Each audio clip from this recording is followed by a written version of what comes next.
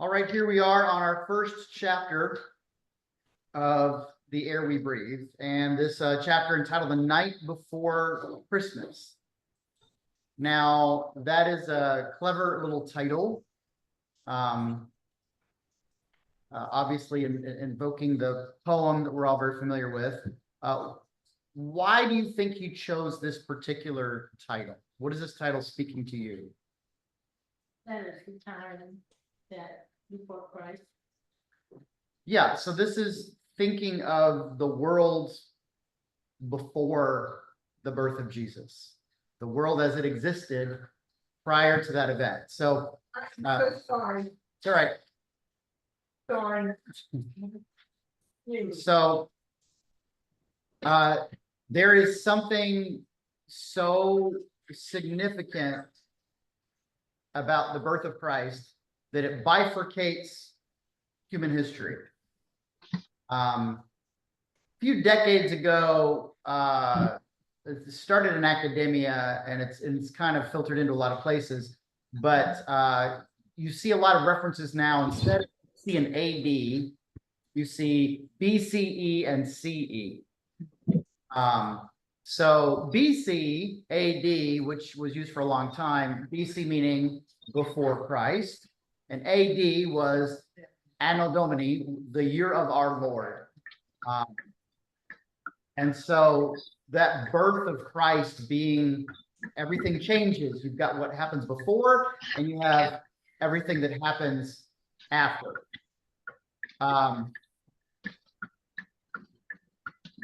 Meg, is something clicking?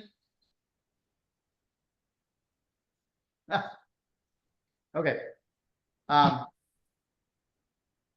Sorry. Anyway, so basically, because the historian's perspective, or like the modern academics perspective, was, the year of our Lord sounds very exclusionary, because what about all the non-Christians and all that? So they started calling it the Common Era, CE, and then before the Common Era. But you know what? It kind of doesn't matter what you say, like the title that you give it. What makes it the Common Era? Did something happen?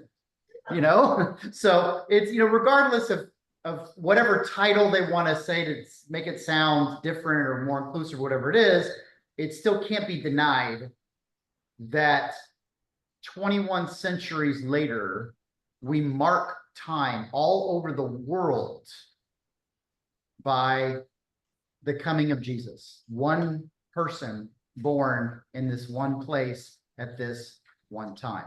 So, this is a really interesting exercise, I thought, this chapter, in what we might refer to as the advent of human history. And by advent of human history, I don't mean the beginning of human history, its origins. I mean like the church season of Advent.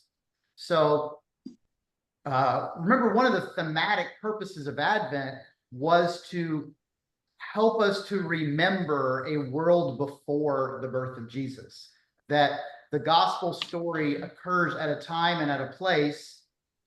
And even though we're so incredibly familiar with it, and even though we almost can't separate ourselves from a life that's marked by this in a million different ways, there really was a time in human history. There was thousands of years of human history before Jesus was born.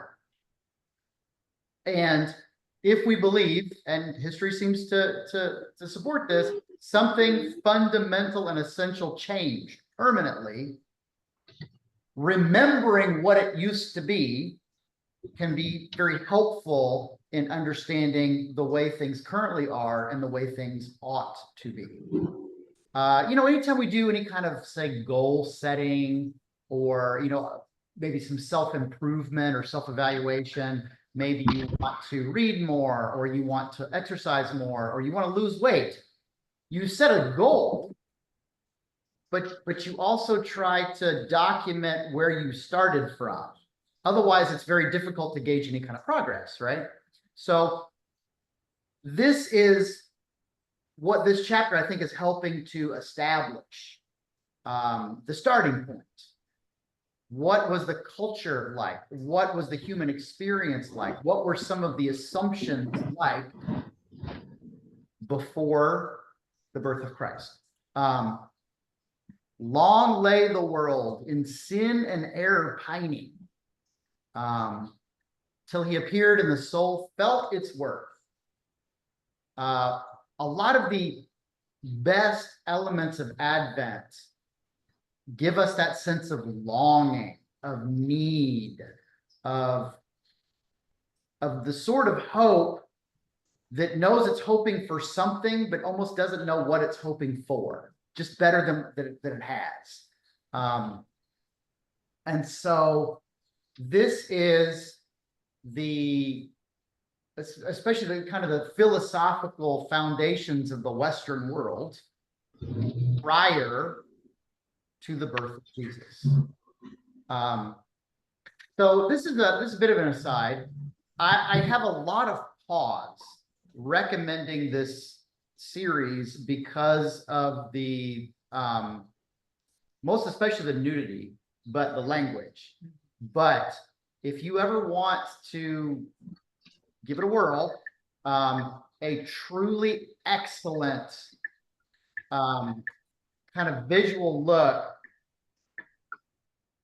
at this pre-Christian Western world, and some of it's just daily assumptions and how people probably operated and interacted. It's about 20 years old now, but the series on HBO, Rome, is it's really about the late Republic, and then it transitions into the very beginnings of the empire. So it's real Julius Caesar and Cicero and Mark Antony kind of oriented, but it does a really, really amazing job of showing and demonstrating in very casual ways, but just the atmosphere that was present in those days and in those times. And it's a lot of the stuff that comes up in this chapter. Sounds like a terrible time.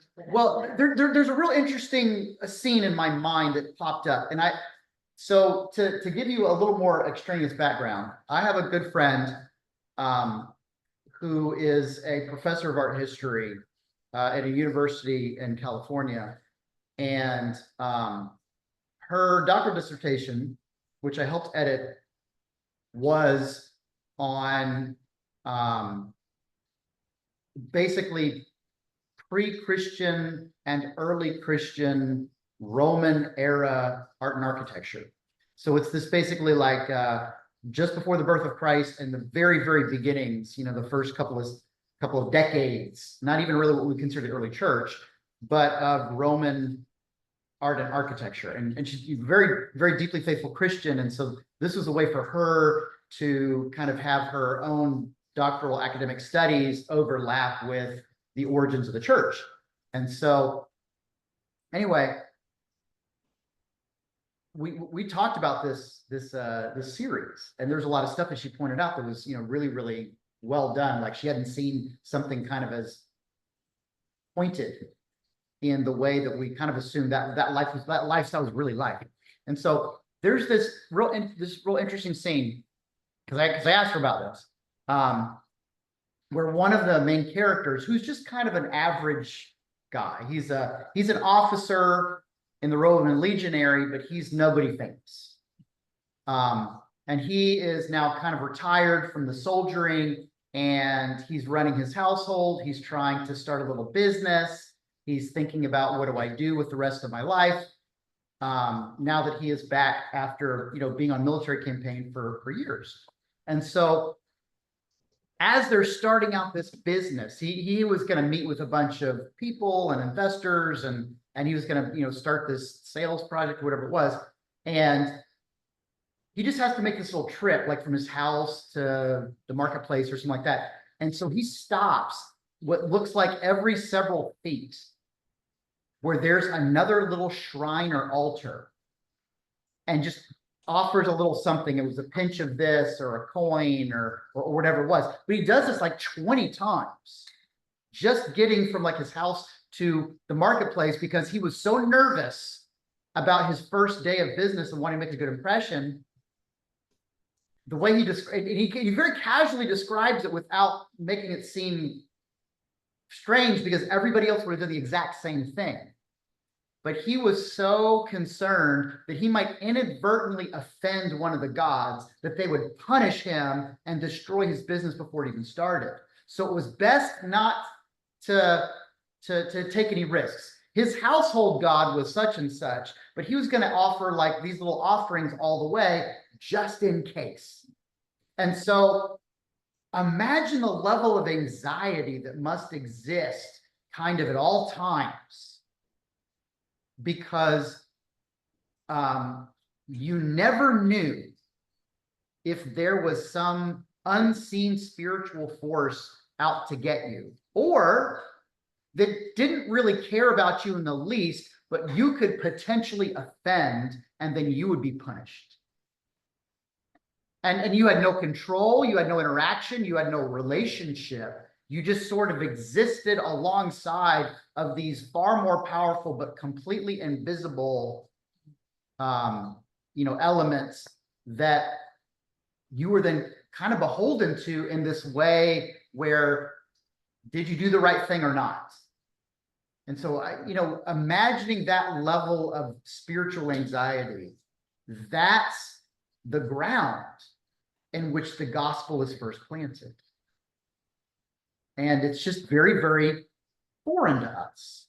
These are topics, these are issues, these are perspectives that we are, that we're kind of encountering in this chapter that I think just, there's a gap between us and them that we have to kind of think through how they're seeing stuff in a way that's so different than us.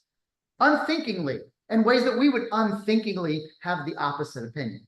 Like, of course, well, duh. Well, what happens when their of course, well, duh, is completely different than ours? Okay, so it starts off with this kind of, sort of flippant rejoinder about the nature of museums. You go into a museum and he says 1,000 years of crucifixion and then stripes. So the idea being, if you walk through like a prestigious art museum, you will see centuries of what we would refer to now as sacred religious art. Lots and lots of scenes of the crucifixion as well as other things. But then you would hit a period, the 19th century, and almost like an abrupt stop, and then like just oddball, impressionistic, modernistic, whatever. So again, to our eyes and to our sensibility, this is not as jarring as it would be to take someone from that first century and bring them to see this. We're sitting in a room right now, and just from my vantage point, I can see 1, 2, 3, 4, 5, and in my TV screen, 6, 7, 8 crosses of various, some are, I see some there, in a picture. One is a part of the Episcopal shield in someone's framed portrait. We've got some wrought iron ones over here. The one behind me is on this lectern where it's kind of inset in wood. And there's different styles, and some have all these little shapes and curls. And the one over here is in the Canterbury cross format, where it's got the little circle behind it. This would be unfathomable to a first century Roman. Like, it would make 0 sense at all. So every now and again, we'll get into maybe it's something in Lent, or maybe it's the specific readings or whatever it happens to be. And I will make a comment about something that we take for granted, like jewelry. Somebody could be wearing a cross. this would be not completely different from someone wearing like a little tiny gold electric chair or a little tiny gold lethal injection syringe. Now, it would actually be much worse, but that's kind of the idea. Like we see the cross in a manner that is all in the light of the gospel. It's all in the light of scripture. It's all in the light of church history. It's all in the light of people's own expression of their faith, and then our application of that faith, as opposed to, and we get a whole chapter now of the nature of crucifixion and its brutality and its horror and its humiliation. The act of crucifixion was intended to be as public, as miserable, and as frightening as possible. Why? Why come up with a way to kill someone so horribly? It was a deterrent to the things that Yeah, were forbidden. right. So remember, even in the gospel accounts, Pilate orders, this is the King of the Jews, to be written in Greek and in Latin and in Hebrew.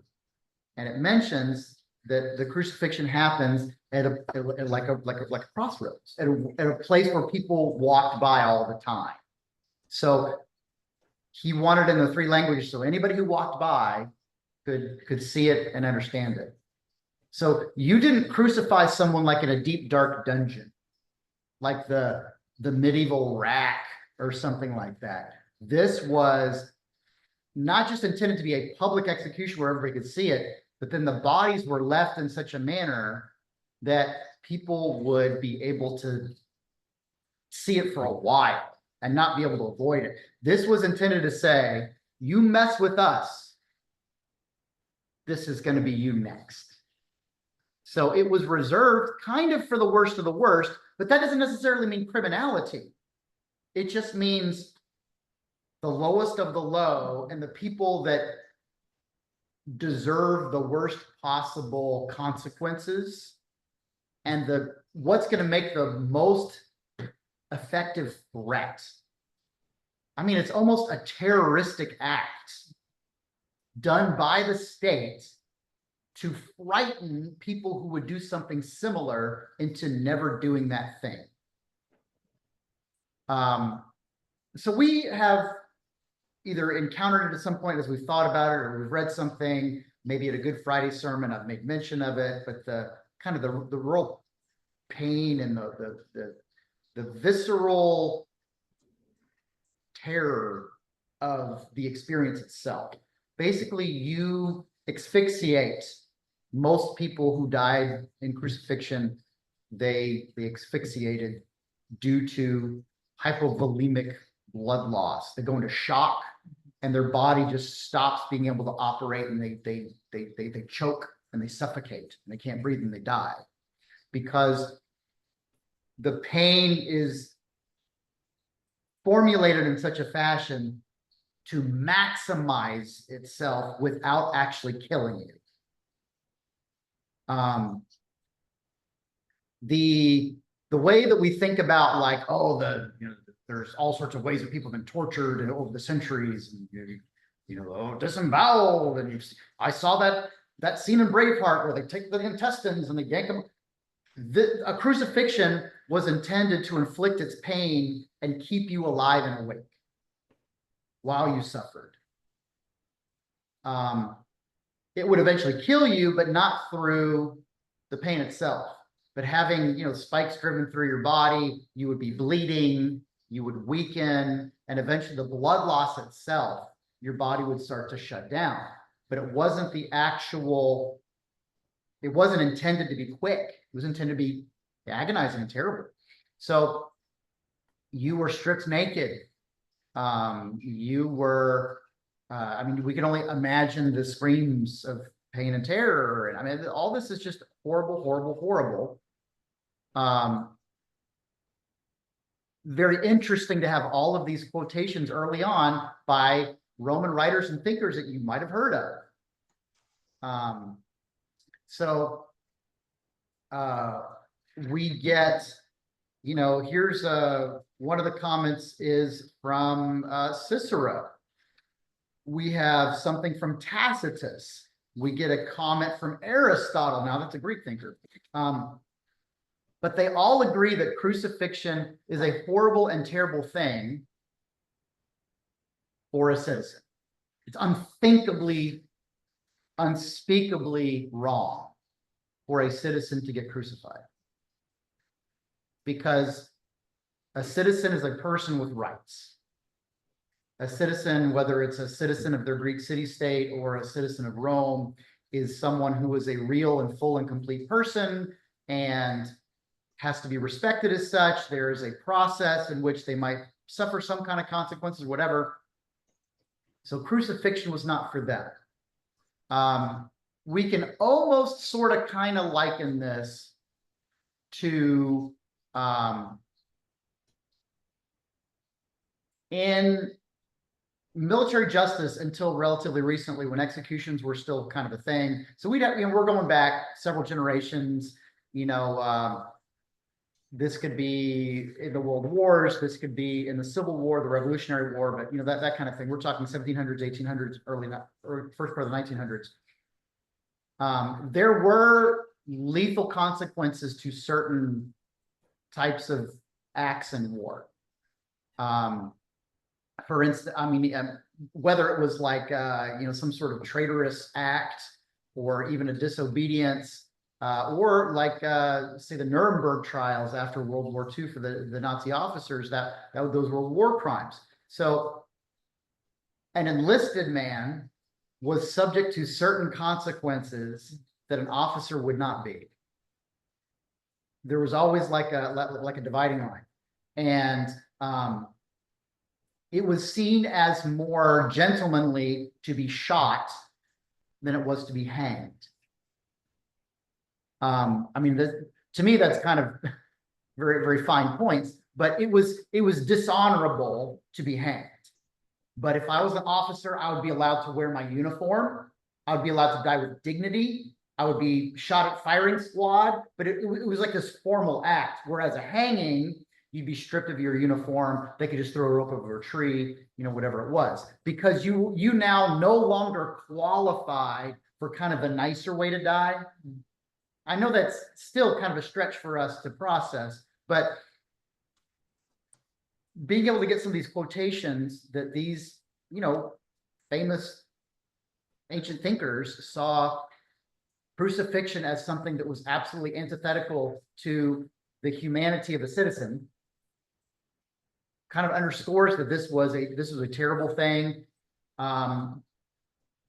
But if you weren't a citizen, well, of course, why not? It's this part of it is where the distance of time and culture really takes effort on our part. How someone could be distinguished between their citizenry or non-citizenry to that degree. I'm going to make what sounds like a political point, but I'm not intending it that way. I just think this is a matter of kind of historical truth that is not insignificant to what we're reading. It has become something of the last few decades to describe the sort of chattel slavery that occurred, especially in America, as being uniquely evil.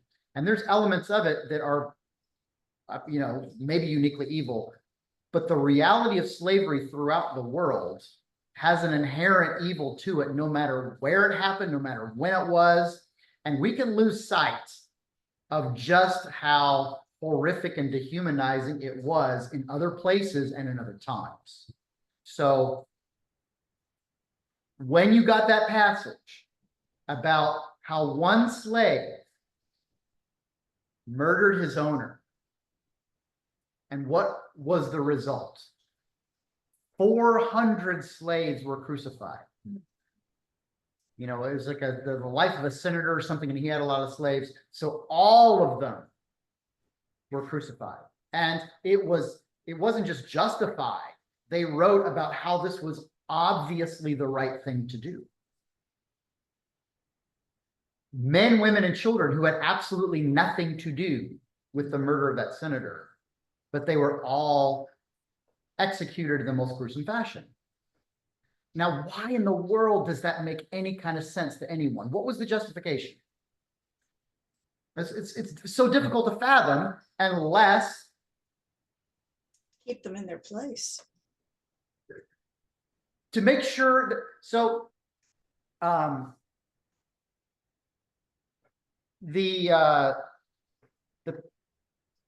think it was the second ever Pixar movie made, but A Bug's Life, which was in many ways, kind of a retelling of a couple other older movies, Seven Samurai, Good, Bad, and Ugly. But the idea being the handful of big giant grasshoppers were sort of oppressing the tiny little ants and made them produce food for them. And at some point, there was a glitch, and one of the ants kind of stood up to them, but they just sort of dealt with it. And then the grasshoppers go off, waiting to go back and pick up what they were promised. And one of the grasshoppers like, hey, you know what? We're doing great here. Why do we even bother with those little ants and just let that little guy go? And who really cares? And the leader starts laughing as though he's in on the joke. And there's this big container of seeds. And he's like, yeah, I mean, he pulls out a little seed and he says, one little ant's, it's just one little ant standing up to us. And he tosses it at the other grasshopper, sort of bounces off like, that's nothing, right? Like, ha, ha, ha. He takes it home. Yeah, another little ant. And another little ant. Yeah, they're just little ants, right? And he opens the thing all at once, and 1,000 seeds come and crush the other grasshopper. And he says, they outnumber us 1,000 to 1. If we ever let them get the idea they can stand up to us, it's over. You have to crush it. And there is a brutal truth to what the grasshopper said. And there's a brutal truth to what we read from Tacitus and Cicero and Aristotle and all of these guys that we see in kind of the pantheon of ancient Western thought. And a lot of what they wrote, like about the rule of law and democracy and all of these things that we assume are just so ingrained with how we see the world too. But they 100% agreed that the top were on the top for a reason and the bottom were on the bottom for a reason. And if you don't remind them of that, not only is it dangerous for you, but you're kind of violating the natural order of things. The strong must dominate the weak for everybody's sake. The world turns upside down when you don't. The powerful must take advantage of the powerless. Because if you don't, it's chaos. Now, please don't take any of my arguments as being personally held. It's just, this is an almost negative image view of how we all kind of fundamentally see the dignity of human life. This is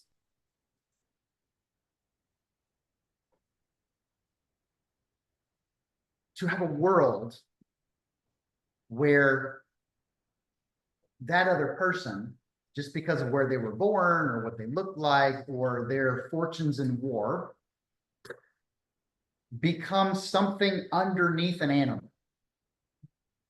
That same show that I mentioned to you has a moment where that same character, he's a minor, very, very minor historical figure, but he's one of the main characters of the show, comes back after campaigning with Caesar. He's been gone for, I don't know, 10 years or whatever it is.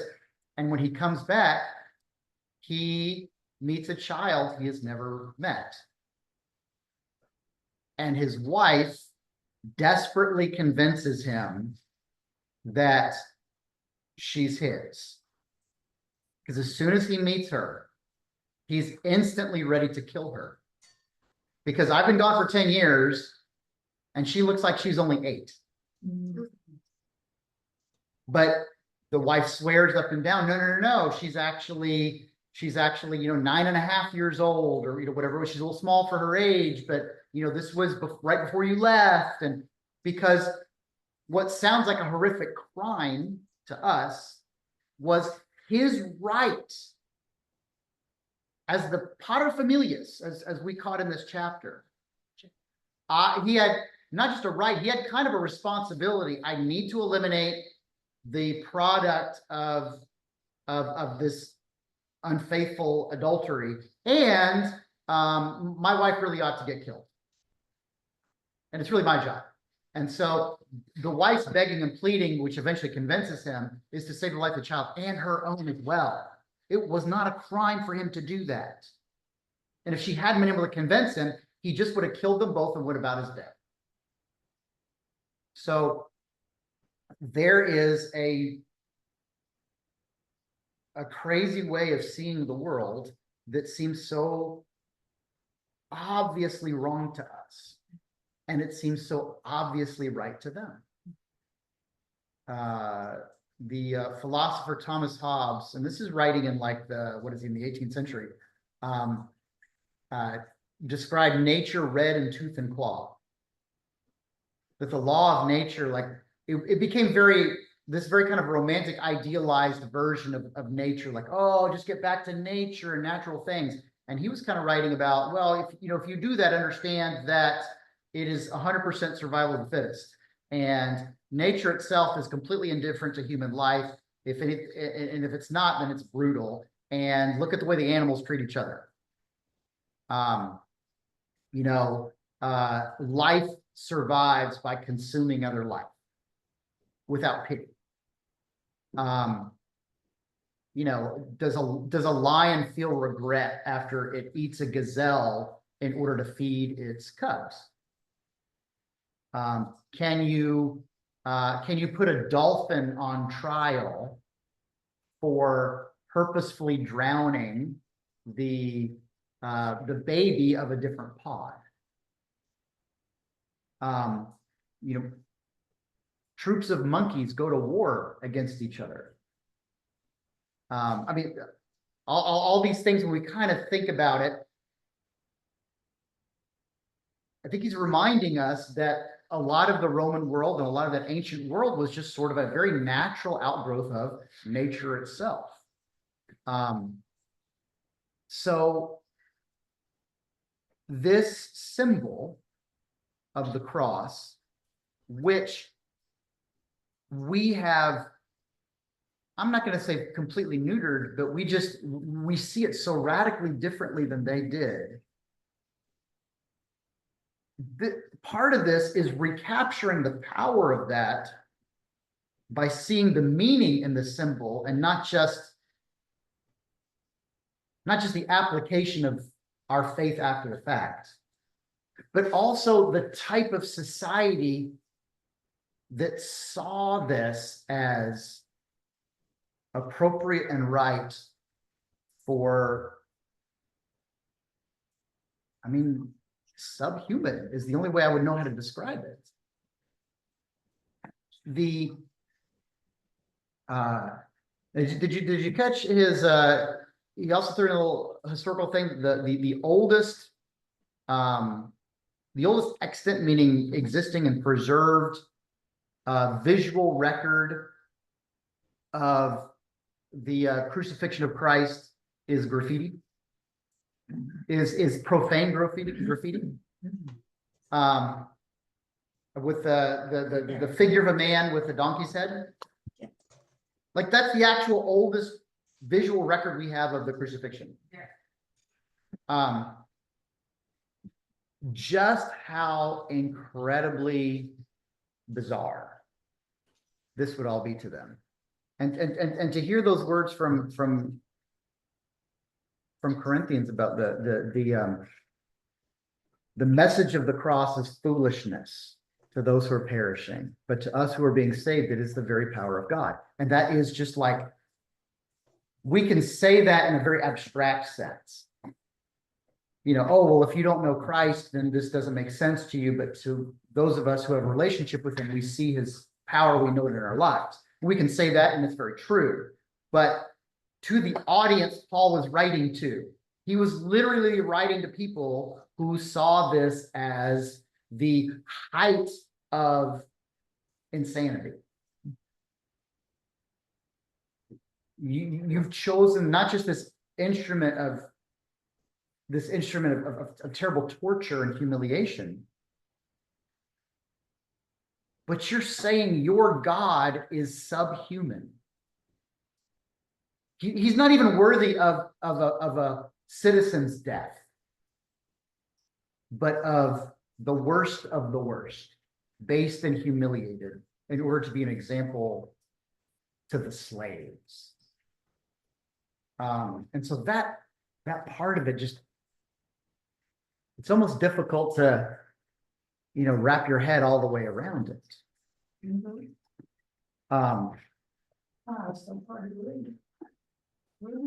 So you're not the only one who have said that. I really liked this one. I really liked this chapter. I felt it was very compelling. I thought it was pretty easy to read as far as he's just got a very, I think, his style and what he said, I think it flows very nicely and it feels very, very like you can kind of hold it. But I understand it's not easy. Intense. Yeah. It's The thing on slavery, that was so, or I should say, the less powerful people, their idea was we have to rule and everybody else are slaves. So that was just mind blowing. So, yeah, so in still kind of talking through a lot of these issues and trying to understand the Advent. This is where we are. This is this is the season of Advent. Remembering that all the power, all the influence, all the rights, all the responsibilities were held with a small group of people.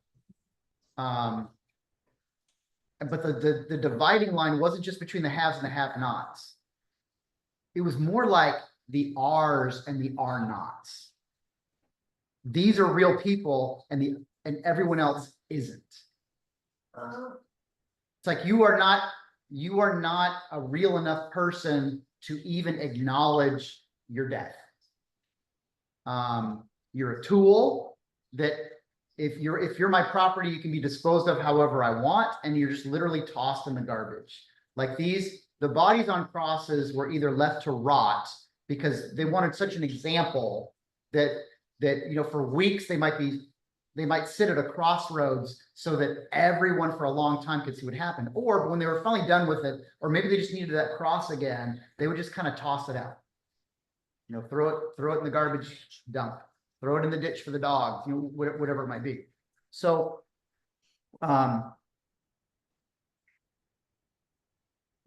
there was a kind of just a subhuman sort of perspective and understanding that even if they wouldn't describe it in such terms, I don't know how you get past that implication. So the crazy thing is,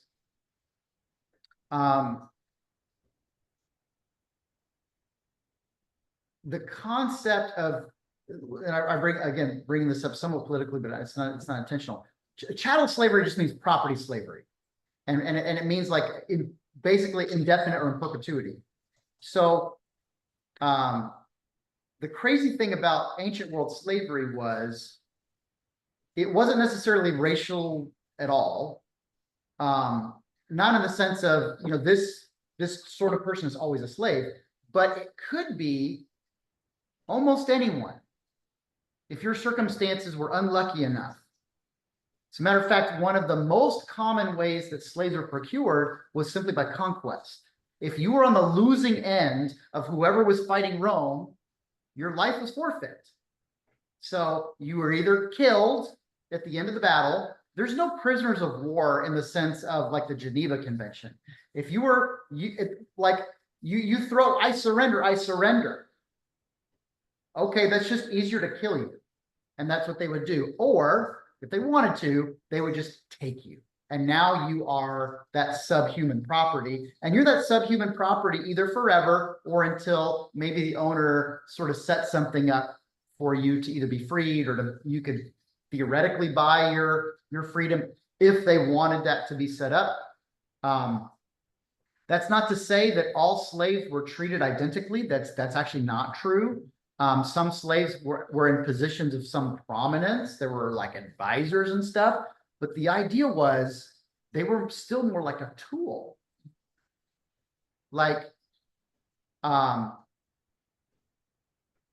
I'm gonna go back to that show for a second. One of Caesar's advisors, and this is a historical figure, was Pasca the Greek.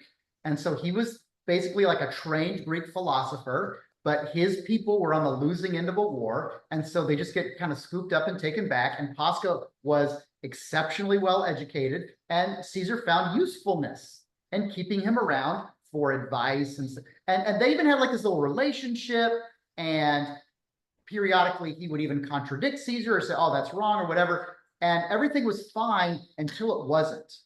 And there would be like a moment almost randomly, and Caesar would either shoot him a look or make a comment that just basically reminded Pasca, I could just murder you anytime I wanted to. Like, I put up with a lot, but you don't forget your place.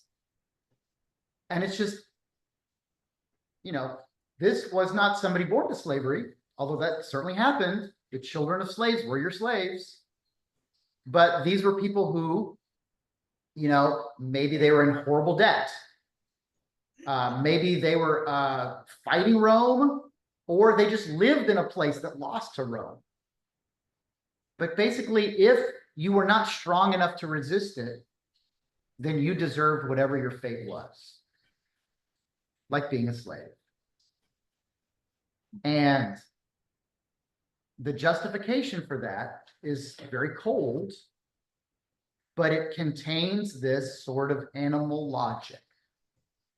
There's a very much a might makes right. Now, as a principle of philosophy, we can dispute that. We can argue that. We can say that's the wrong founding point. But I don't think we can say it doesn't make any sense.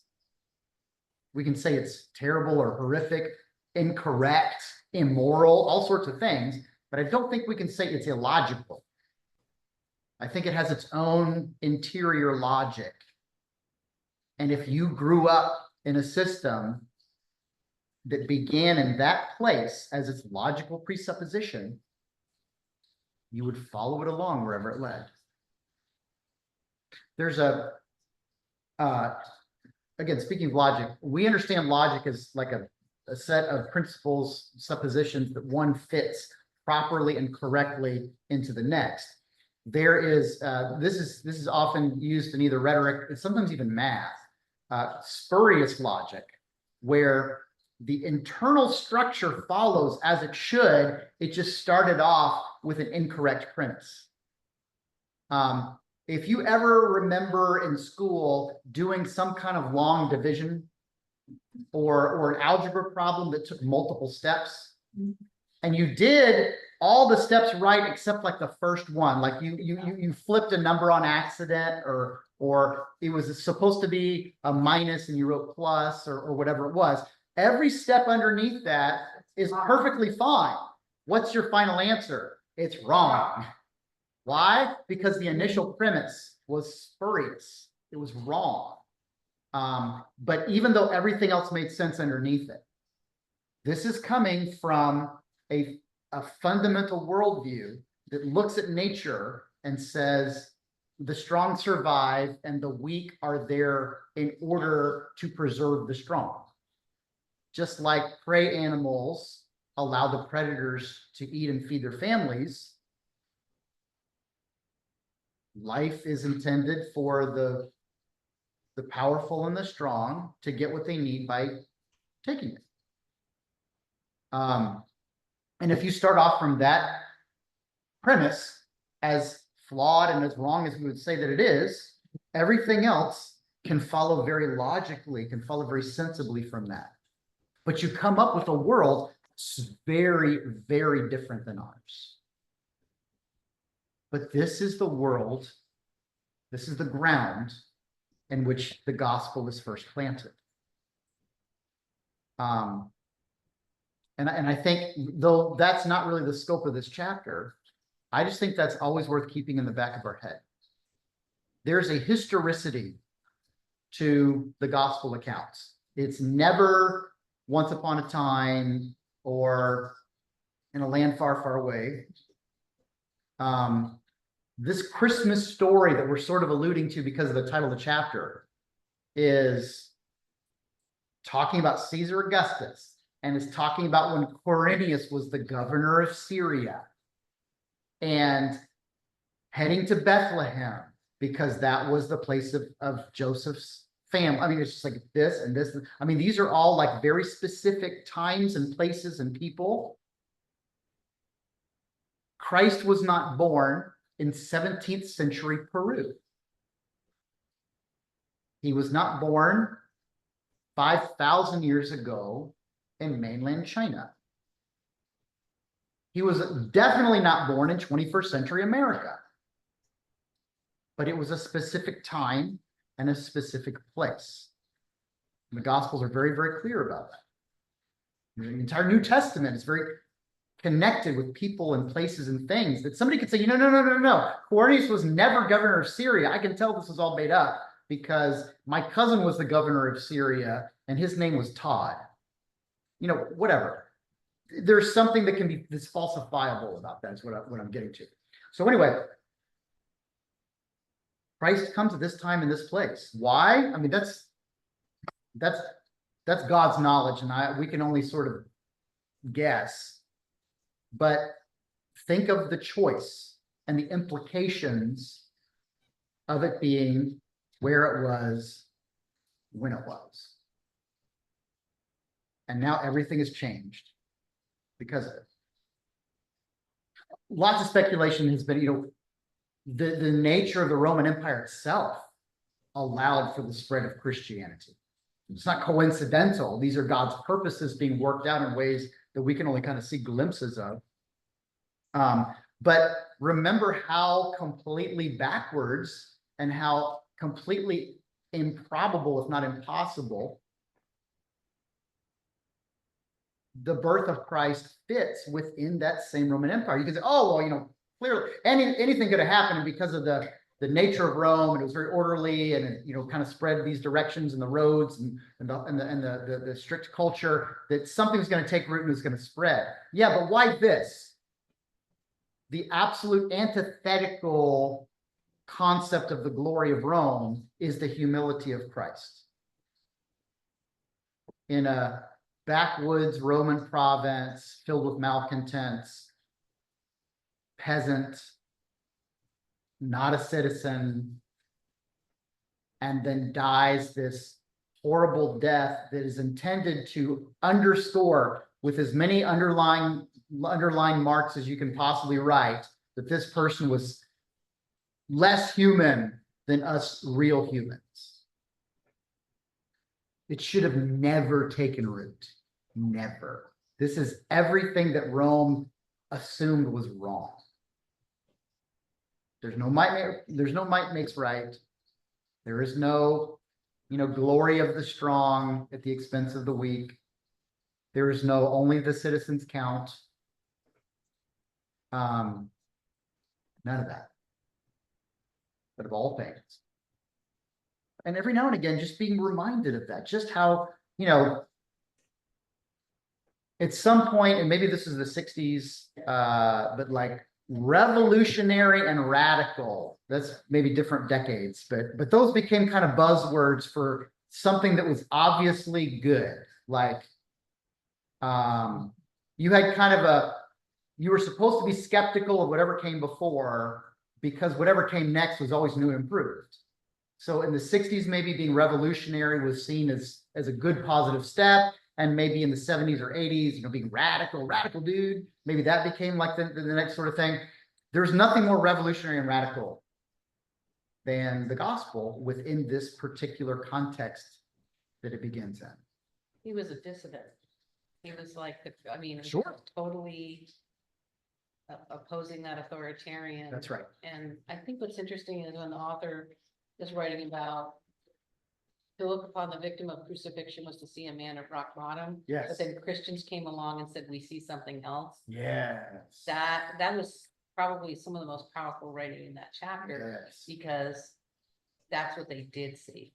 That that's right. to just, and then to think about how we look at things. Right. And when you look at it through the lens of Christianity, everything takes on a clarity and an acuity. Yes. Yes. There's a way of looking at scriptural interpretation that there's a clarity about it that I tend to talk about whenever we're like going to start maybe a process of biblical interpretation. And the concept of authorial intent, the intent of the author, is something like reading a book, reading a novel. What does the author intend? But what do you get out of it? They're not always the same thing, right? So what's more important? And that's become an arguable point, especially in the concept of postmodernism. Authorial intent has been kind of put way in the background. It's like what you derive meaning from yourself and what you feel and think about something. So getting back to scripture, right interpretation and understanding of scripture is there's always going to be a personal element to it. And it can't be otherwise, I think. But it's never less than the author's intent. It can be much more, but it's never less than the author's intent. If God himself indeed is the author of scripture through the people who wrote it, but it's God's intent that we have what we have, then what it means is never less. Now, it means something different to me. Like I read the parable of the prodigal son differently than somebody else does, because I'm not the prodigal. I was never the prodigal. I was the older son. I was the son who never left home, but could be very resentful of people who did the wrong thing. What do you mean by prodigal? The parable of the prodigal son that Jesus tells about how you have it actually starts off, we call the prodigal son, but it's not titled. No. The better title is actually is the story of the father who had two sons. So the prodigal son is the one who he tells his dad, he's the younger son, and he says, I want my inheritance now. And so the dad gives him the inheritance, and off he goes, and he spends it all. And then he said, then he's miserable. He says, oh, if only I could go back. I would even work in the fields for my dad and eat what the pigs eat, because now I'm starving to death because I made all these mistakes in life. And so he comes up with this idea, I'm going to go to my dad, I'm going to throw myself on his mercy. And I'm just, anything at all, just let me work as one of your slaves. But as soon as comes over the hill, the father, overjoyed, runs to him and embraces him, and he says, give him a robe, give him my ring, kill the fatted calf, we're going to celebrate because my son has returned, the prodigal son has returned. And you get the older son who's like, heck with that guy. And he goes stop, he kind of stomps off, and he won't go into the party. And the father has to go to the older son. And that's the part that everybody seems to forget. He goes to the older son and he says, kind of, why are you so frumpy? And he says, well, I've never done the wrong thing. I have never left you. I've been the faithful, good son. You've never given me like a pizza party for my friends, let alone throw this whole celebration. This son of yours who screwed you over, and the father has to say, this brother of yours was dead, but now he's alive. You've always had anything that you ever wanted, but he was dead and now he's alive. Come into the party. So the story of the prodigal son always means what God intends for us, what he intends for us to know. But we all interpret it and take something slightly different from it. A lot of people see the grace of God because they have lived the life of the prodigal son. They have made these moral mistakes, or they've squandered money, or they've squandered time in their life, or they've done things that they feel like are not forgivable. And so when they see the mercy of God, they feel like the prodigal who has been welcomed home, even though they realize the depth of how little they deserve it. That was never my story. I was the older son in that story who did not leave and did not go off and do the worst things possible, but can be very resentful, and kind of feel like, well, I never got what I wanted. And look at all, I did a bunch of good and I got nothing. you know, so, but like the older son is also this close from losing everything too. Not because he squandered the money, but because he's willing to tear himself away from his family out of resent. That's just as wrong. So, gosh, I had a point way in the beginning of this. I'm sorry. But so it's never less than what God intends, but it can be more based off of the way it strikes us, the way we interpret it, the way it has meaning for us that's maybe unique to our lives or our experiences. Now I remember what it was. The Romans saw the cross and they saw the man at the lowest of the low. The Christians say, we see something more. And the answer is, they're both right. Yeah. They're both right. It's never less. It's never less than a man at the absolute dregs of society. It's never less than that. The cross is the worst of the worst and the lowest of the low and the greatest of humiliations and tortures. It's never less than that.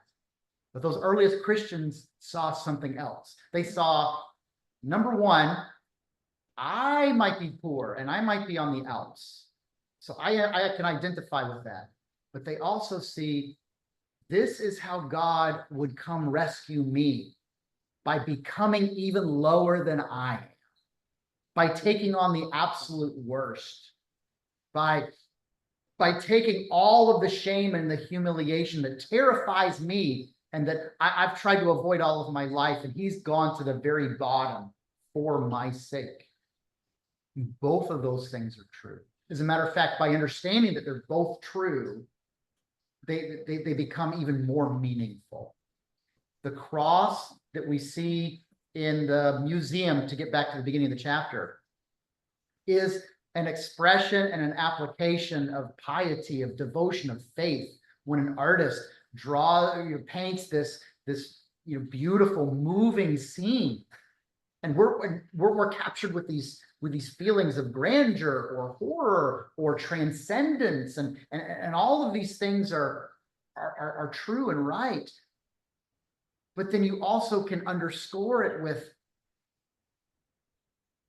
the profundity of the suffering of the cross and the humiliation of what it means. And even if you're not seeing it in that image at that moment, part of the reason that the image can speak so much is that's always true, whether we're thinking about it at the time or not. So that's one of the cool things I think about this chapter is it's those two purposes. Advent has two purposes too, doesn't it?